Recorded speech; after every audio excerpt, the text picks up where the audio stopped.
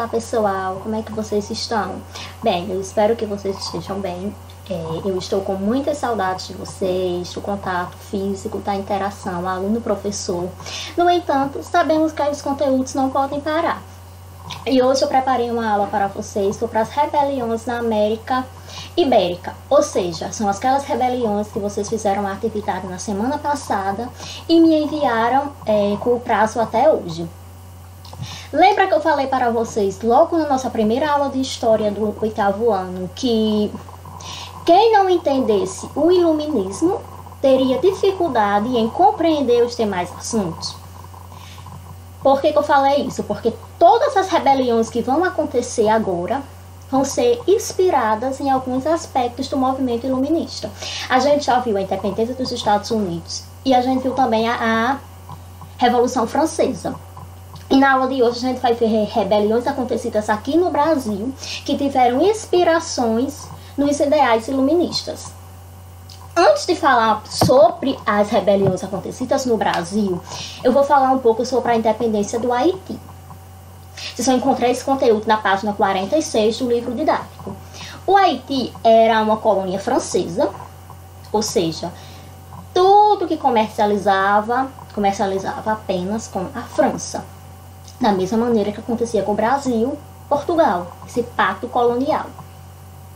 Só que o que aconteceu? Quando a França começou nesse processo de independência, de Revolução Francesa, inspirada nos ideais iluministas que pregava igualdade, a liberdade, a fraternidade, os povos do Haiti pensaram, ora, a França está pregando tanto a liberdade, então é necessário o quê? Que ela nos dê essa liberdade. Então, o Haiti entrou nesse processo de independência querendo sua independência da França. Só que essa independência vai ter uma peculiaridade. Qual é essa peculiaridade? Era liderada por escravos. Por escravos, ex-escravos, população pobre. Ou seja, eles queriam, além da independência da colônia, eles queriam o quê? A abolição da escravatura. Por quê? Porque não existiria uma independência do país se ainda existisse a escravidão. Quem seria independente? Quem seria livre? Eles conseguiram, a França se viu obrigada a dar a independência do Haiti. Por quê? Porque se ela não desse, ela ia estar descumprindo o que ela pregava na Revolução. Se ela não desse a independência à colônia haitiana, não teria sentido ela acreditar aos 4 cantos da França, igualdade, liberdade e fraternidade. E no momento que o Haiti conseguiu essa independência, a primeira coisa que eles fizeram, abolir a escravidão. Ou seja, aqui a gente pode sim pensar em uma independência legítima. Por quê? Porque os escravos também ficaram livres. Toda a população ficou livre da França, inclusive os escravos. Por isso que na atividade de vocês para casa, eu pedi para vocês analisassem as revoluções que ocorreram no Brasil e destacassem elementos como a abolição da escravidão. Algumas dessas revoluções, que a gente vai ver daqui a pouco, elas pregavam essa independência dos escravos ou elas queriam apenas uma independência econômica? Quem fez essas revoluções? E quais são essas revoluções? Essas daqui. Foram pessoas da elite ou foram pessoas simples, como aconteceu no Haiti? Então, eu resolvi iniciar a aula hoje com a independência do Haiti para a gente pensar um pouco sobre o objetivo dessas rebeliões que aconteceram no Brasil, ainda no período colonial. E é importante a gente pensar até que ponto ia essa independência que eles estavam pedindo. Era uma independência econômica ou era uma independência que também abolia a escravidão? Retornando agora para o capítulo 3, na página 21, o capítulo inicia assim: no final do século XVIII, à medida que a economia colonial se diversificava, a metrópole fortalecia seu poder e as rebeliões começaram a ser mais agressivas. O que é que essas 3 linhas estão dizendo? Na medida que o Brasil foi se enriquecendo e a economia foi ficando diversa em que sentido? A gente já viu o ouro, a cana-de-açúcar, as drogas do sertão, Mas o que a gente viu? A pecuária, ou seja, a colônia foi ficando rica. Diante dessa riqueza, o que era que Portugal fazia? Colocava mais impostos, fortalecia o seu poder, para mostrar que tudo que a colônia produzia pertencia a quem? A metrópole. Só que foi que aconteceu? Alguns estados, algumas partes da colônia brasileira, algumas pessoas se rebelaram contra esse sistema. Por quê? Porque não era justo Portugal levar tudo que o Brasil produzia. E atrelado a essa situação, ao enriquecimento da metrópole, algumas pessoas começaram a ter contato com os ideais iluministas. Quem foram essas pessoas? Os ricos. Porque no Brasil não existiam universidades. Quem quisesse estudar tinha que ir para a Europa, que era onde estava sendo o berço do iluminismo. Quando esses ricos voltavam para o Brasil, eles pensavam, lá está acontecendo o iluminismo, a Revolução Francesa. E eles pensavam também nessa revolução, em buscar essa independência. Ou seja, os pobres não sabiam nem o que estava acontecendo, não sabiam nem o que era o iluminismo. Por quê? Porque eles não tinham condições de estudar em Portugal. Eles não tinham condições de estudar na Espanha, na Europa, em outro país europeu. Ou seja, o primeiro contato que o Brasil teve com os ideais iluministas foi através das pessoas mais ricas. Eu listei aqui para vocês quais foram essas rebeliões. E eu não sei se vocês notaram, mas algumas dessas rebeliões a gente já tinha visto lá no ano passado, no 7º ano, inclusive em forma de seminário. Como a Guerra dos Emboabas a gente também viu, a Guerra dos Mascates a gente viu.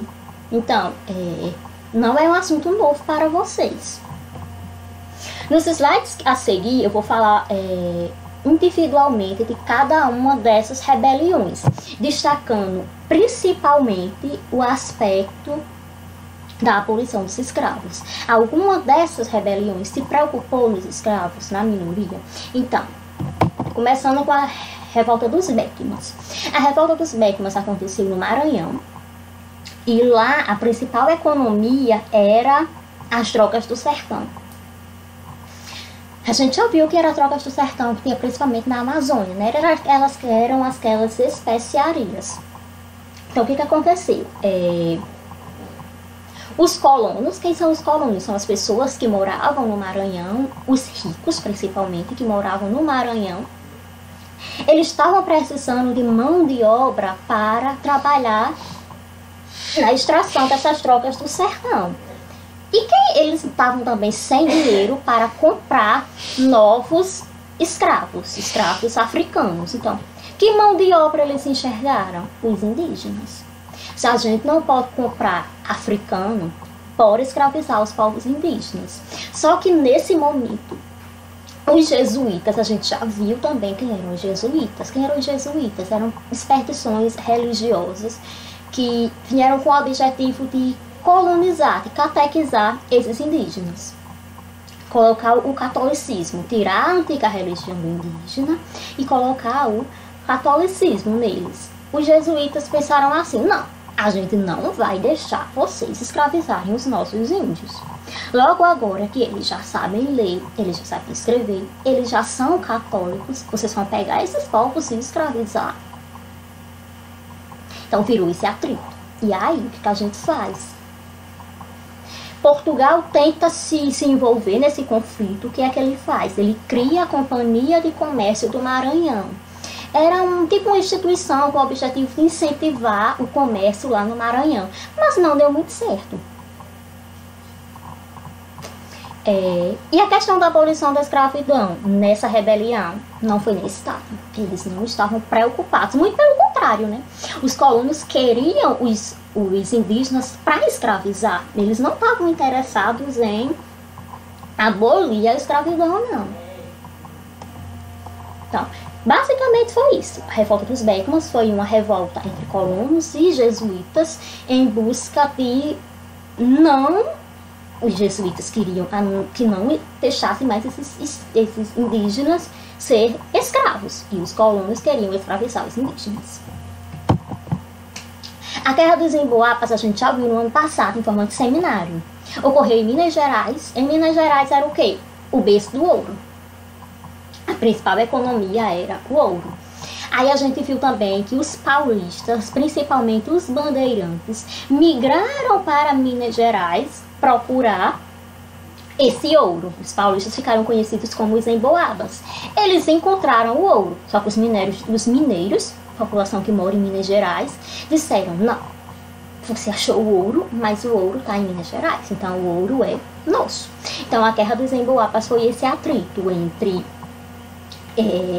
Minas Gerais e os paulistas. De quem pertence o ouro? O ouro pertence de quem achou ou o ouro pertence a gente que o ouro está na nossa terra? É um pouco confuso, mas isso a gente já debateu no ano passado. E essa rebelião, ela pensou na escravidão? Não. Em nenhum momento eles pensaram: e aí, os escravos, a gente vai abolir? O único interesse era o ouro. A Guerra dos Mascates foi em Pernambuco. Antes de explicar um pouco, a gente vai lembrar também aquilo que a gente viu no ano passado. Vocês lembram que os holandeses chegaram em Recife, Maurício de Nassau desenvolveu Recife. Recife ficou uma cidade muito urbanizada, cresceu muito. Por quê? Porque os holandeses desenvolveram devido ao comércio do açúcar. Então, o que foi que aconteceu? Quando os holandeses foram embora, Recife se tornou a cidade mais rica de Pernambuco. Tinha o controle do açúcar, tinha o controle do comércio, e Olinda, que era a capital de Pernambuco na época, ficou em atrito. Não, a gente também quer esse desenvolvimento. Então a Guerra dos Mascates foi o quê? Foi um conflito entre Olinda e Recife, buscando o quê? Ser a principal cidade de Pernambuco. Aconteceu? Pensou nos escravos? Não. A revolta de Felipe dos Santos, mais uma vez, uma revolta em Minas Gerais motivada pelo quê? Pelo ouro. Dessa vez, os altos impostos cobrados em cima do ouro. Esses impostos a gente também viu no ano passado. O quinto, o derrama. Então, Felipe dos Santos, o líder desse movimento, é tanto que leva o nome de Felipe dos Santos, a revolta de Felipe dos Santos, ele pensava o quê? Que não era justo eles trabalharem tanto para encontrar o ouro e Portugal chegar e levar todo o ouro para lá. E ainda mais com esses altos impostos que eles tinham que pagar. Se eles achavam uma pedra preciosa, eles tinham que pagar impostos em cima dessa pedra preciosa. Então, Felipe dos Santos, ele foi contra isso, montou essa rebelião. Sabe o que aconteceu? Foi morto. A mando de quem? Os portugueses. Os portugueses estavam inconformados com alguém, ficando contra a sua forma de governo.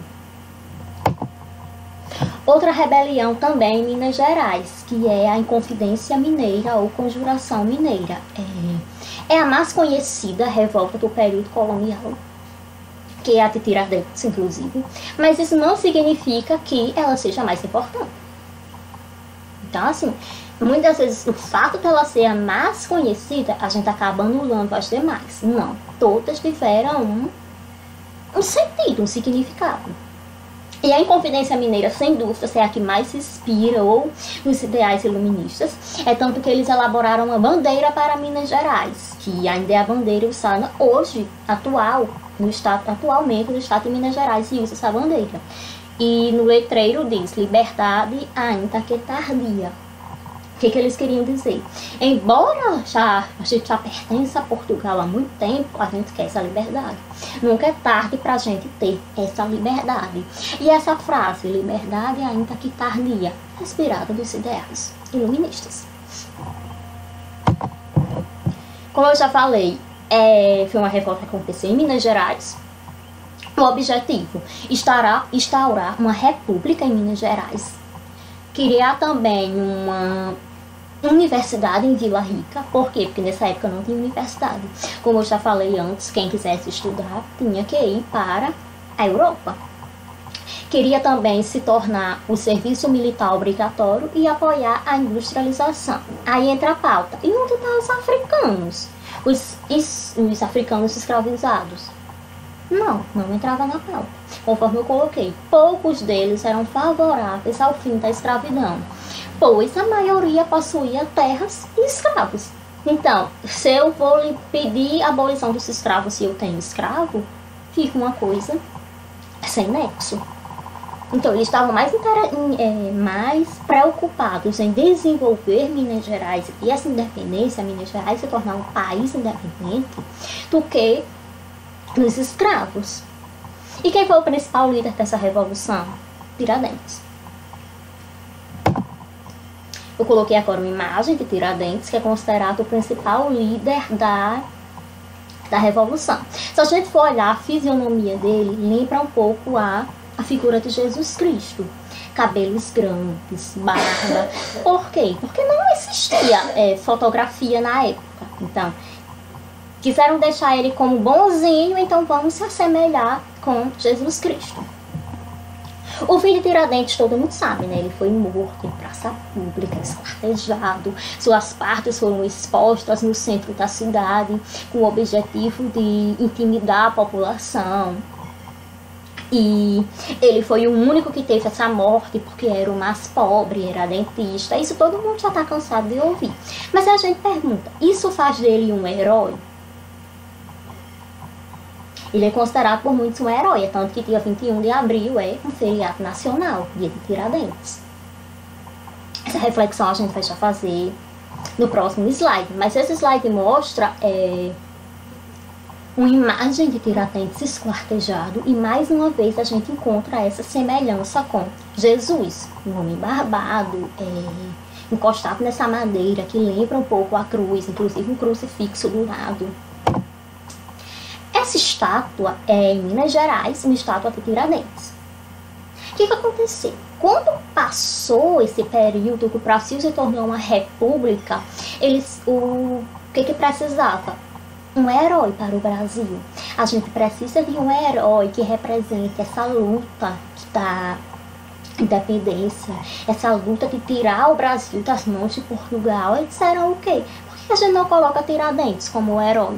Ele era um cara bacana, ele era um cara cristão, ele era um cara branco. Ele estava preocupado em desenvolver Minas Gerais, então escolheram Tiradentes. Então, até hoje, Tiradentes é considerado um herói. Gente, tem tantas pessoas que podiam ser esses heróis, como, por um exemplo, o líder da Conjuração Baiana. A Conjuração Baiana, ou Revolta dos Alfaiates, foi a única revolta do período colonial. Ou seja, de todas essas revoltas que eu falei anteriormente, a Conjuração Baiana foi a única que teve um cunho popular. Popular em que sentido? Ela era liderada por quem? Liderados por João de Deus, Manuel Faustino dos Santos, Lucas Dantas e Luiz Gonzaga das Virgens, um grupo de populares passou a organizar a revolta. Eles pregavam o quê? A programação de um governo republicano, democrático e livre de Portugal, o que também a Conjuração de Tiradentes pregava, só que com um aspecto, o fim da escravidão e dos preconceitos contra negros e mulatos. Eles queriam também a liberdade do comércio, ou seja, que o Brasil pudesse comercializar com os outros países, e também o aumento do salário dos soldados. Então aqui a gente vai ter uma revolução que está preocupada com a abolição da escravidão. O que eles queriam? O que eles pensavam? A gente só vai ser livre de Portugal se todo mundo for. Não faz sentido só a classe alta ter sua independência e os escravos continuarem nessa situação. Então, por que não tem estátua de João de Deus, de Manuel Faustino? A gente não sabe nem quem são esses povos. Por quê? Porque ofendia a elite.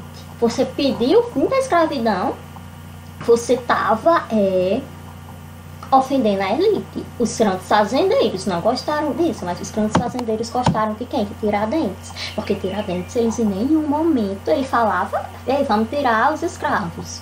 Não. Então, de certa forma, Tiradentes, ele tinha interesses da elite. A elite gostava de Tiradentes. Ao contrário do que aconteceu com os líderes da Conjuração Baiana. Os líderes da Conjuração Baiana incomodaram a população. Por quê? Porque pregava esse fim da escravidão. E, para finalizar, a gente deve pensar também sobre o que todas essas revoltas, por mais que o Brasil não tenha conseguido sua independência nesse período, todas essas revoltas serviram para quê? Qual foi o resultado de todas essas revoltas? Mostrar a Portugal que a população brasileira estava conformada. A população brasileira não gostava mais desse pacto colonial. Não estava gostando desse autoritarismo do rei de Portugal. Não estava gostando dessa exploração, dos altos impostos que estavam colocando, que estava dificultando dessa forma o modo de vida da população, sobretudo os mais humildes. Então, todas essas revoltas serviram justamente para isso, para mostrar a Portugal que ele tinha que mudar. Se ele não mudasse, outras revoltas iriam vir e, quem sabe, não conseguiria a independência. Então, a partir dessas revoltas do período colonial, essas que a gente acabou de ver, o rei de Portugal ele pensou um pouco: se a gente não mudar, outras revoltas vai vir. Então, por mais que essas revoltas não tenham alcançado seu objetivo, que era a independência, mas fez com que Portugal ficasse mais atento aos cuidados que estava dando a sua colônia. A gente vai finalizando a aula. Primeiro eu quero dizer que é algo muito novo para mim, para vocês e para a escola no geral. Então, alguma sugestão sobre como eu possa melhorar o vídeo, a qualidade do vídeo, vocês podem mandar via WhatsApp. E também as dúvidas. Não gostou da aula, não entendeu uma parte, vocês mandem uma dúvida para o meu WhatsApp, aqui o número, mas de preferência no horário da tarde, que é o horário que eu estou com vocês na escola. Então, nada de mandar mensagem à noite, que vocês gostam. Então, e as dúvidas serão respondidas na nossa próxima aula. Na próxima aula eu vou iniciar o vídeo tirando as dúvidas que vocês me mandarem. De preferência, mandem para o grupo que a gente tem no WhatsApp. Por quê? Porque a dúvida de um pode ser a dúvida de outro. E não sempre ficar necessário ficar vendo todas as dúvidas. As dúvidas podem ser semelhantes. E é isso, pessoal. Não esqueça que a atividade será postada na agenda e vocês devem enviar foto do caderno. Agora vocês vão fazer a atividade no caderno e mandar uma foto para o meu WhatsApp. E quando a gente retornar, que espero que seja em breve, eu vou passar o visto nessas atividades e fazer a correção.